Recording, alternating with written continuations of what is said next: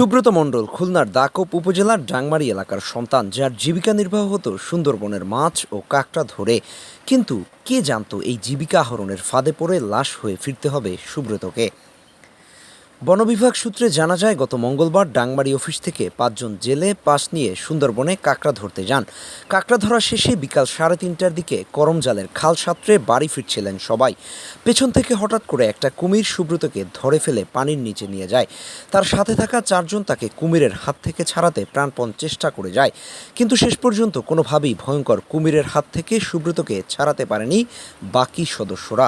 তার সাথে থাকা অন্য সদস্যরা জানান, প্রথম দিকে তাকে খায়নি কুমিরটি, মুখে নিয়ে নদীর বিভিন্ন স্থানে ঘুরতে থাকে। সন্ধ্যা হওয়ার আগ মুহূর্ত পর্যন্ত এমনই করতে থাকে। কখনো পানির নিচে চলে যেত, আবার কখনো পানির উপরে উঠে আসতো। তারা চোখে চোখে রাখতে চেষ্টা করছিলেন, তবে সন্ধ্যা হওয়ার সাথে সাথে আধারে মিলিয়ে যাওয়ায় চোখের আড়াল হয়ে যায়। পরে তারা ব্যর্থ হয়ে বন বিভাগ ও সুব্রতর পরিবারকে খবর পাঠায়। শেষ পর্যন্ত বন বিভাগ খবর পেয়ে ট্রলারে করে খুঁজতে থাকে সুব্রতর লাশ।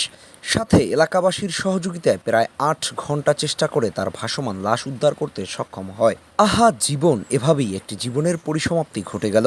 দুমুঠো খাবার জোগাতে সুন্দরবনের ভয়ঙ্কর পরিস্থিতিতে মেনে নিয়ে বেঁচে থাকার স্বপ্ন দেখতে হয় সুব্রতদের মতো মানুষদের। পরিবারের একমাত্র উপার্জনক্ষম ব্যক্তি ছিল সে। এখন ভবিষ্যতে কি হবে এই পরিবারটির?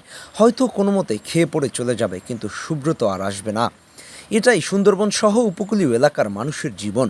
সকালবেলা খাবারের সন্ধানে বের হওয়া মানুষটা জানে না দুপুর কিংবা রাত্রিবেলায় তারা ঘরে ফিরে আসতে পারবে কিনা। বাঘ থেকে শুরু করে সাপ, কুমির, এগুলোর সাথেই যেন নিত্যদিনের যুদ্ধ। শুধুমাত্র একটু খেয়ে পড়ে বেঁচে থাকতেই এমন সংগ্রামী জীবনকে সঙ্গী করে নেয় এসব অঞ্চলের মানুষেরা। হয়তো সুব্রত নিজেও জানতেন না এটাই তার শেষবার বাড়ি থেকে ফিরে আসা, আর জীবিত অবস্থায় বাড়ি ফেরা হবে না। সবকিছুর পরেও তার সঙ্গে থাকা ব্যক্তিরা কি ছেড়ে দেবে এই পেশা? উত্তরটা সম্ভবত না। চোখের সামনে সহযোদ্ধাকে মরতে দেখেও শোক কাটিয়ে হয়তো স্বাভাবিক জীবনে ফিরতে হবে। তাদেরকে আবারও লড়াই করতে হবে সুন্দরবনের সেই ভয়ঙ্কর পরিবেশের সঙ্গে খাপ খাইয়ে নিতে। কারণ তাদেরও পরিবার আছে, তাদেরও বেঁচে থাকতে হবে। তাই থেমে যাওয়ার খুব বেশি সুযোগ নেই। হয়তো মনের অজান্তে সুব্রতকে তারা খুঁজে বেড়াবে, হয়তো ভাববে এমনটা না হলেও পারত। তবে না, সুব্রতর আর ফেরা হবে না।